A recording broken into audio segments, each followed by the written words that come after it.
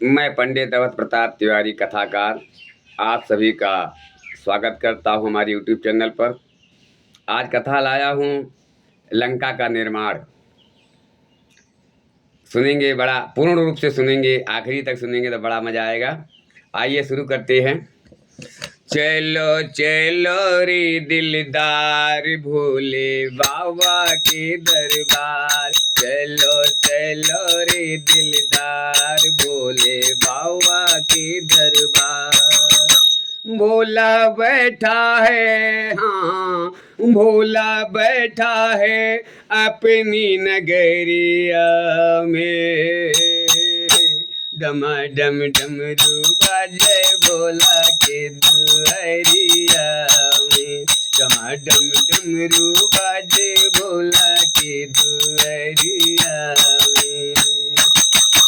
चलो चलो रे दिलदार भोले बाबा के दरबार। चलो चलो रे दिलदार भोले बाबा के दरबार। भोला बैठा है, हाँ भोला बैठा है अपनी नगरिया है। डमाडम डमरू बाजे भोला के दुआरिया में। डमाडम डमरू बाजे भोला के दुआरिया में। जो कोई भक्ति करे बाबा की प्रेम मगन में गाए। धन दौलत की बातें छोड़ो मन चाहा फल पाए। जो कोई भक्ति करे बाबा की प्रेम मगन में गाए। धन दौलत की बातें छोड़ो मन चाहा फल पाए। यही है भोला का दरबार, यही है भोला का दरबार। मिलेगा पर्वत और पहाड़ भोला बैठा है अपनी नगरिया में। डमाडम डमरू बाजे भोला के दुआरिया में। डमाडम डमरू बाजे भोला के दुआरिया में। आइए चलते हैं, कैलाश पर्वत पर पहुंच गए हैं। अब कैलाश पर्वत पर क्या हो रहा है? बाबा भोलेनाथ ध्यान लगा कर बैठे हुए हैं, ध्यान मग्न हैं। और माता पार्वती जी बैठी श्रृंगार कर रही हैं। इतने में नारद जी का आगमन होता है। नारायण नारायण नारायण श्रीमन नारायण नारायण नारायण। नारायण नारायण नारायण भजन नारायण नारायण नारायण। नारद जी माता जी को देखते हैं, प्रणाम करते हैं। माता जी आपके चरणों में मेरा कोटि प्रणाम है। माता पार्वती जी ने कहा, अरे नारद, आज अचानक कैसे आपका आगमन हुआ?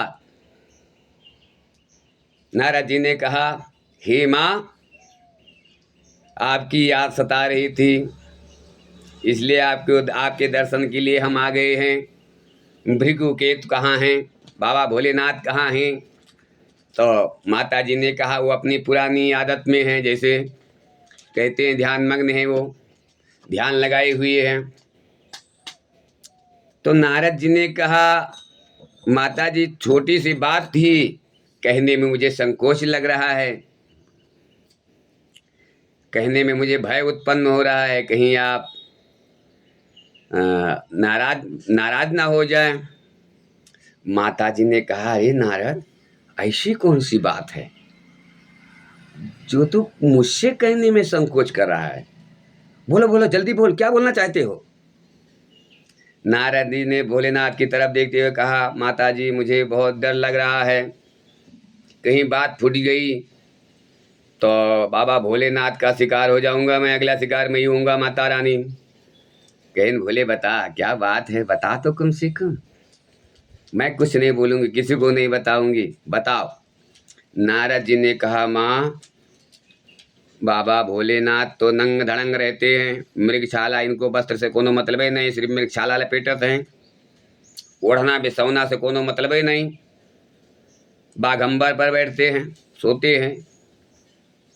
और भोजन का इन्हें कोई फिक्र ही नहीं है, ये भांग धतूरी में ही काम चला लेते हैं।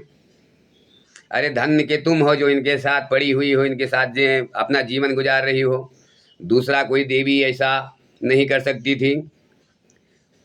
माता जी ने कहा, ही नारद, मेरे पति का अपमान मत करो। पति का अपमान सुनने वाली नारी पतिव्रता नहीं होती है, और हम पतिव्रता हैं।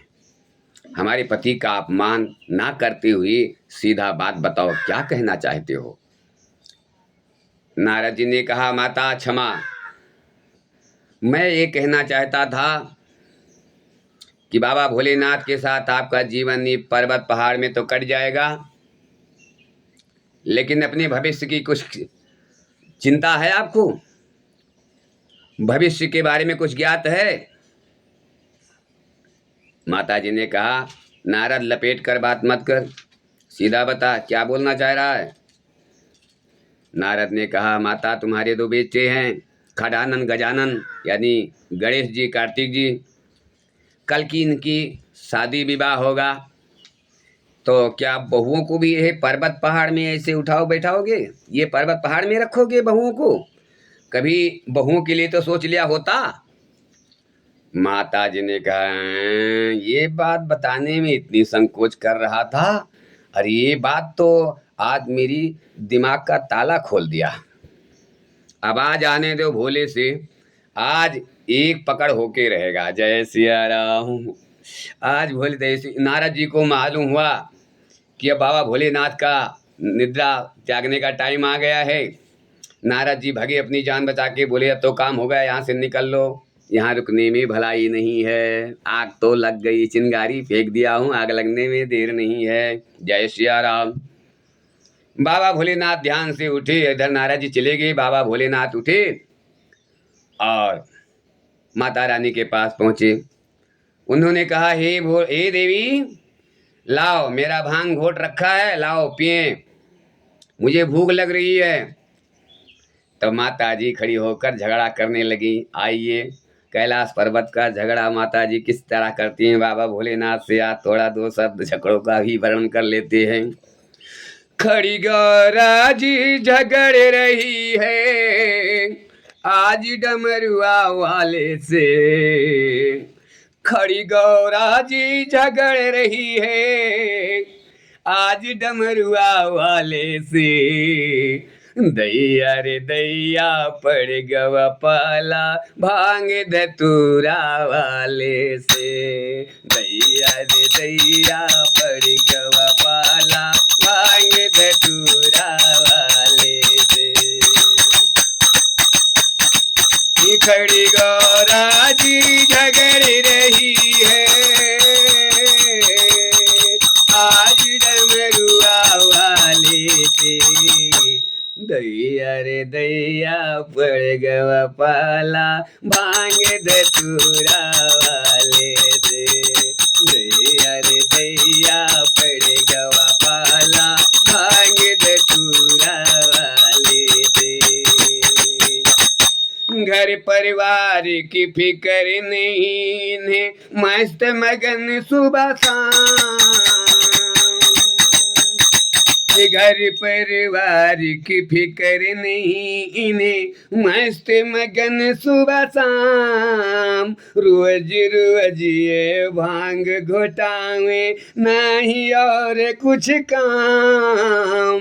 रोज रोज ये भांग घोटावे और नहीं कुछ काम। इन्हें तो मतलब है बस, इन्हें तो मतलब है बस भरी भांग के प्याले से।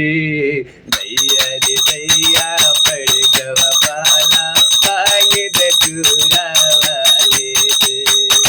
दैया रे दैया पड़ गवा पाला भांग धतूरा वाले से। खड़ी गौरा जी झगड़ रही है खड़ी गौरा जी झगड़ रही है आज डमरुआ वाले से। दैया रे दैया पड़ गवा पाला भांग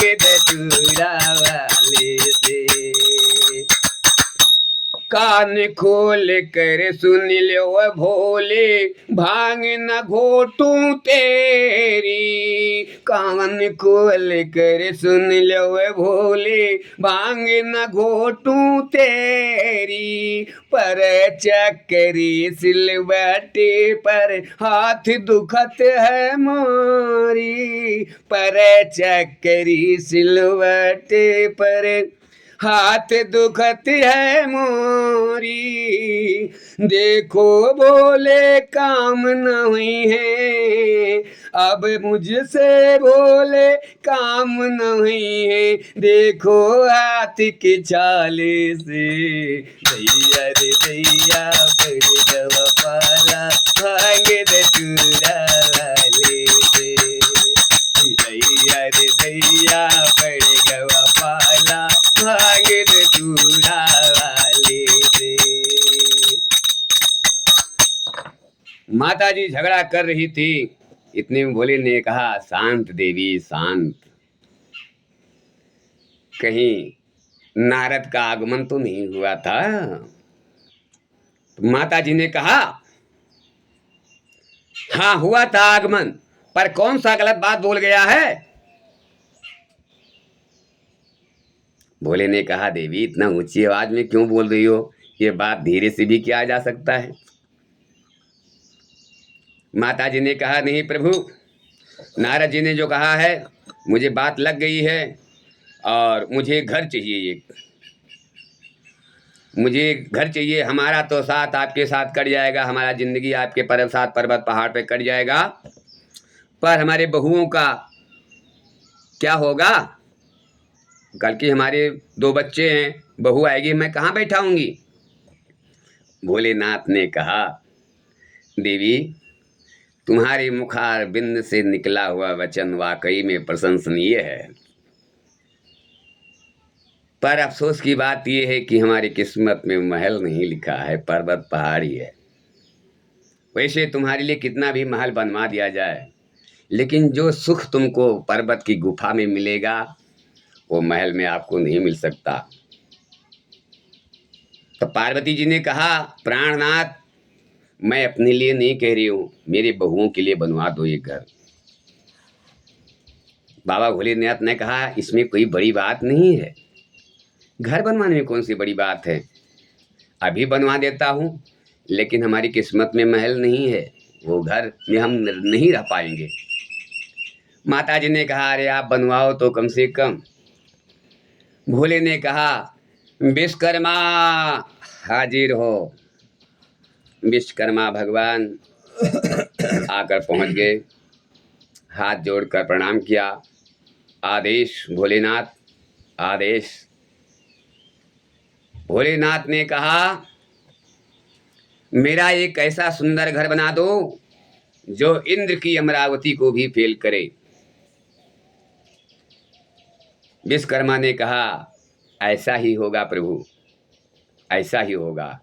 पहले मुझे महल बनाने का वो उचित स्थान बताए जहां पर मुझे घर बनाना है। भोलेनाथ ने कहा, यथास्थ। ये देखो मेरा त्रिशूल फेंक रहा हूं, जहां ये त्रिशूल जाके खड़ा हो जाए वहीं पर मेरा घर बना दीजिए, महल बना दीजिए। शंकर जी ने अपना त्रिशूल फेंका और त्रिशूल आगे आगे जा रहा है, पीछे विश्वनाथ जी महाराज जा रहे हैं। त्रिशूल जाकर के गित्रकूट के ऊपर गिरा। अब बोलोगे गित्रकूट कहाँ है? मैं प्रमाण देता हूँ, बाद में देता हूँ। अब ये त्रिशूल के पीछे त्रिशूल जाकर के गित्रकूट पर खड़ा हो गया, और गित्रकूट पर विश्वकर्मा जी महल बनाने लगे। अब ये महल बन रहा है। अब आज ये कथा कहते हैं गित्रकूट कहाँ से आया। एक समय की बात है, विष्णु की सवारी गरुड़ भगवान 1 हफ्ता से भूखे थे, आहार की तलाश में मृत्युलोक में भ्रमण कर रहे थे। भ्रमण करते करते इन्होंने देखा कि एक मगरमच्छ जो है हाथी के बच्चे को पकड़ के अंदर धारा में ले जा रहा है। तो गरुड़ भगवान बहुत प्रसन्न हुए और दोनों को एक चंगुल में पकड़ लिया, पंजे में पकड़ लिया, बोले इन दोनों को खा लूंगा तो मेरा पेट भर जाएगा, 8 दिन की भूख मिट जाएगी। गरुड़ भगवान लेकर के एक बहुत कल वृक्ष था, बहुत पुराना बट वृक्ष, उस बट वृक्ष पर बैठ गए। और जो ही बट वृक्ष पर बैठी से उसमें दरार आ गया, वो डाल गिरने लगी, वृक्ष की डाल टहनियाँ गिरने लगी जमीन की तरफ। जब जमीन की तरफ गिरती देखा तो गरुड़ भगवान क्या देखा, उसके नीचे ऋषि मुनि तपस्या कर रहे थे। गरुड़ भगवान ने दूसरे पंजे में उस डाल को पकड़ लिया और एक पंजे में हाथी और मगरमच्छ है और दूसरे हाथ में उस बट वृक्ष की डाल से डाल को पकड़ लिया। अब दोनों से उड़ के चले गए तो आगे जाती जाती एक विशाल पर्वत था, पहाड़ था। उस पहाड़ का नाम था गित्रकूट। उसके गुम्बद पे जाकर के बैठे तो गुम्बद भी भार नहीं सह पाया, वो भी दरार ले लिया, गिरने लगा। जब वो भी गिरने लगा तो गरुड़ भगवान ने देखा चारों तरफ ऋषि मुनि यहाँ भी तपस्या कर रहे हैं।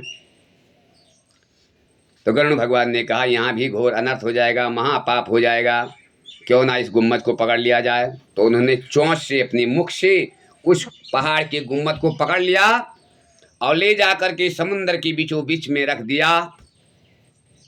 और हाथी को भी खा गए, मगरमच्छ को भी खा गए।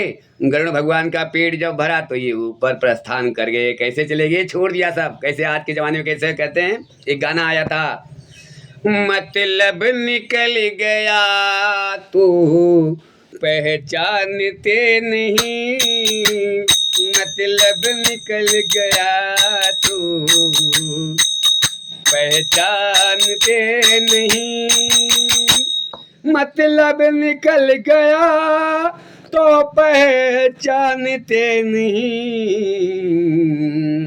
ऐसे जा रहे हैं जैसे जानते नहीं, ऐसे जा रहे हैं जैसे जानते नहीं। गरुड़ भगवान के त्रिकूट को छोड़कर चले गई। उसी के त्रिकूट के ऊपर शंकर जी की लंका विश्वकर्मा जी ने बना दिया। अब जब महल बनकर तैयार हो गया तो विश्वकर्मा जी पहुंच गए शिव जी के पास, कैलाश पर्वत पर हाथ जोड़कर खड़े हो गए। बोले प्रभु चलिए आप अपना महल देखिए प्रभु। तो माता जी ने बहुत सुना कि हमारा महल बन गया, बहुत झटपट तैयार हुई, भोले को पकड़ी, कहीं जल्दी से जल्दी चलो महल देख लिया जाए। अब महल के पास बाबा भोलेनाथ और माता पार्वती जी पहुंच जाते हैं। तो माता जी जमीन में दरवाजे के अंदर जो ही पैर रखना चाहती हैं, बाबा भोलेनाथ रोक देते हैं। उन्होंने कहा कि हे देवी, बिना घर भोज के कैसे अंदर जाऊं, नहीं जाना चाहिए, घर भोज कराना चाहिए। अब विचार किया गया कि यहाँ पर कौन सा ऐसा विद्वान पंडित है जो मेरा घर भोज करा देवे। अब संसार तीनों लोक में बाबा भोलेनाथ से बड़ा पंडित कौन है, योगी कौन है। आश्चर्यचकित करने वाली बात थी। फिर भी वीरभद्र ने तय किया कि मैं पंडित को ढूंढ के लाता हूँ। गए विश्वशर्मा, पंडित विश्वशर्मा को लेकर आया गया। पंडित विश्वशर्मा आई और महल को देखकर ललचा गए, लालच हो गया उनके अंदर। पूजा तो करा रहे थे, घर भोज तो करा रहे थे, पूजा पाठ करा रहे थे, लेकिन उनका दिमाग जो घर के अंदर ही लगा हुआ था। और जो ही पूजा हुआ, बाबा भोलेनाथ ने कहा, ही पंडित, ही ब्राह्मण देव, आप अपना दक्षिणा बताइए, क्या दक्षिणा दे दूं आपको। बिना दक्षिणा दिए ये पूजा सब बेकार होता है, पूजा सब मिथ्या है अगर पंडित का दक्षिणा ना दिया जाए। और दक्षिणा ऐसा कि पंडित खुश होना चाहिए। पंडित खुश हो गया तो आपकी पूजा सफल है, अगर दक्षिणे में कंजूसी किया तो तुम्हारी पूजा अधूरी रह गई। जय सिया राम। तो भोलेनाथ ने कहा, हे पंडित विश्वशर्मा, बताओ क्या चाहिए मुझसे, दक्षिणा में मांगना है तो मांग लो। विश्वशर्मा ने कहा, प्रभु ऐसे नहीं मांग सकता, आप 3 त्रिपाचा दीजिए मुझे। भोलेनाथ ने कहा, मेरा नाम अवढ़रानी है, जा दिया दिया दिया। विश्वशर्मा ने कहा, महाराज जिस महल का आप घर भोज करा रहे हैं, ये घर मुझे दे दीजिए। बाबा भोलेनाथ ने एवं मस्त कहा और पार्वती जी की तरफ देखा, कहा देवी कहा नहीं था अरे हमारे किस्मत में घर महल नहीं है, तो आप व्यर्थ में मुझे इतना फंसा दिए, व्यर्थ में इतना झंझट पाला। पार्वती जी गुस्सा हो गई, कहीं नहीं भी ससुरबा, ये घर तो तुम ले लिए हो मेरा, लेकिन एक दिन ये घर मैं तुम्हारा जलाकर राख कर दूंगी। श्राप दे करके माता जी चली गई। और कुबेर बड़े बेटे हैं विश्वशर्मा, पंडित विश्वशर्मा के, उन्होंने अपने कुबेर को बुलाया, बेटा कुबेर को बुलाया और वहां का राजा बना दिया। कुबेर कुछ दिन वहां पर राज किया। एक दिन घूमते घूमते मैदानों राक्षस वहां पहुंच गया, दैत्य। अबे मैदानों देखा कि लक लक लक लक सोने की लंका, चांदी सोना हीरा पन्ना पुखराज, कौन सी ऐसी मणि थी जिसका लंका में नगर घर ना हो। ये ललचा गया मैदानों और कुबेर के ऊपर चढ़ाई कर दिया। कुबेर अपनी जान बचाकर, सीधा साधा भोला भाला देवता में कुबेर जी का नाम लिया जाता है, वैसे वे कुबड़े थे, लड़ाई की काबिल नहीं थे। उन्होंने अपनी जान बचा करके विश्वशर्मा अपने पिता के पास पहुंच गए, विश्वशर्मा के, पंडित विश्वशर्मा के पास। अब विश्वशर्मा ने कुबेर को जो है इंद्र के पास भेज दिया। इंद्र ने विश्वशर्मा का स्वागत किया और कुबेर को खजांची बना दिया, कैशियर आज कहते हैं कैशियर। तो अमरावती का कैशियर कौन है, देवलोक का कैशियर कौन है, कुबेर भगवान। अगर कुबेर भगवान को पूजा करोगे, अगर वो इंद्र के पास नहीं जाती तो भी रावण की तरह मारे जाते, राक्षसों में गिनती होता। लेकिन कहते हैं बड़ा बाप छोट महतारी बीच के सीताराम भजो। जब देखा विश्वशर्मा ने कि मैदानों ने मेरे घर को छीन लिया है, अगला ऐसा पुत्र पैदा करूंगा जो इससे मैं अपना घर वापस ले सकूं। लेकिन बड़ा बेटा पानी देने योग, पूजा करने योग रहे तो उसको बैकुंठ में भेज दिया, बचा दिया, और वो आज भी अमर है। विश्वशर्मा को अभी तक पानी मिल रहा होगा। जय सिया राम। तो अपने सबसे बड़े बेटे को उन्होंने इंद्र के पास भेज दिया और यहाँ पर सोचने लगा कि मैदानों ने मेरा घर को कब्जा कर लिया है, मेरे बेटे को जीत लिया है, कैसा ऐसा बेटा कहाँ से पैदा करूं जो ये लंका नगरी वापस ले सके। इतना सोच ही रहे थे, इतने में पाताल लोक से 3 कन्याएं आ गई। अब 3 कन्याएं आई तो उन्होंने कहा हे पंडित विश्वशर्मा, भगवान की ही रचना देख लीजिए, ये सब भगवान की लीला है। तीनों कन्याओं ने कहा हे पंडित विश्वशर्मा, मैं आपके द्वारा अपना पुत्र चाहती हूँ। विश्वशर्मा ने कहा मैं तो पंडित हूँ,